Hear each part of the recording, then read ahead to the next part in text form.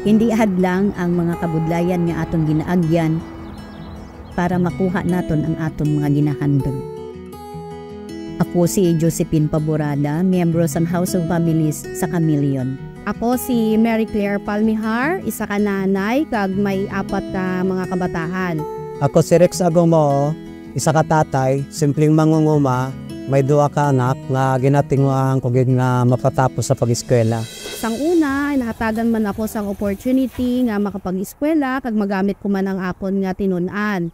Pero bilang isa ka tawo, hindi malikawan nga may ara kita nga mga setbacks nga maagyan kag amat-amat man nga nakabangon sa bulig sang akon nga pamilya. Sa namharon nga edad, ako nang pamana. Nagkaroon ako ka 13 kabilog nga kabataan sa akon bataon nga edad, kundiin lain-lain nga mga problema ang nag-abot sa amon kabuhi. Especially sa pagpadako ko sa akong mga kabataan, hasta nga nag-abot sa punto nga ang amon relasyon bilang mag-asawa, daw hindi na maayo ang amon pagtamdanay. Bilang tatay, nagaserbi ako nga mangin maayo nga modelo sa akong pamilya para mapaayo ang amon relasyon sa sulod balay. Bilang isang individual, may mga kahinaan man ako sa akon kaugalingon.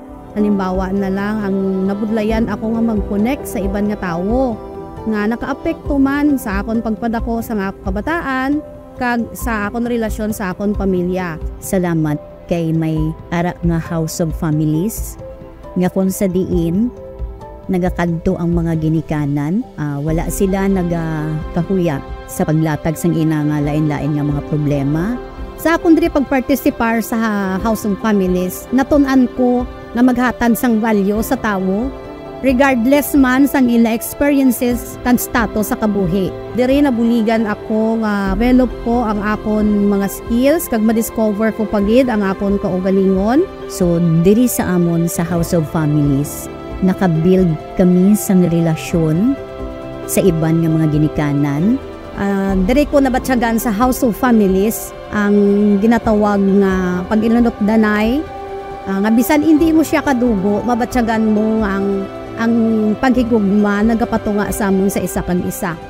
Diri man naka-create kami sang isa ka oportunidad nga mapakita ang amon nalain-lain nga mga potentials kag subong man diri sa House of Families. Wala sila nagakakuya magkadto diri kay kung sila may problema, mahatagan sila sang komportable sila sa pag-share sang ilan na lain-lain nga problema. Ang House of Families, makabi ko nga isa siya kasuga nga kung sa diin naghatag siya kasanag sa akon pamilya. Hindi lang man sa akon pamilya, kundi sa iban pagid nga pamilya nga amon nga ginabuligan diri. Kabay pa ini nga akon nga simple nga ginahimo maghatag inspirasyon sa akon komunidad.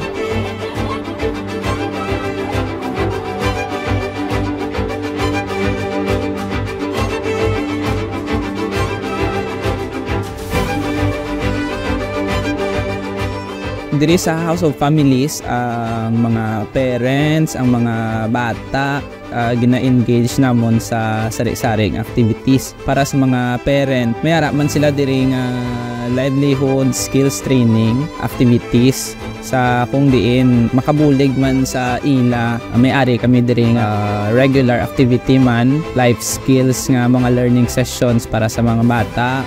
Dayon may ara man na activity nga upod sila sang ila mga ginikanan. Kay ang tuyo man namon is makatuon pagid ang mga bata sang nami nga pamatasan, nami nga mga values, kag ma-improve man ang ilang mga behaviors.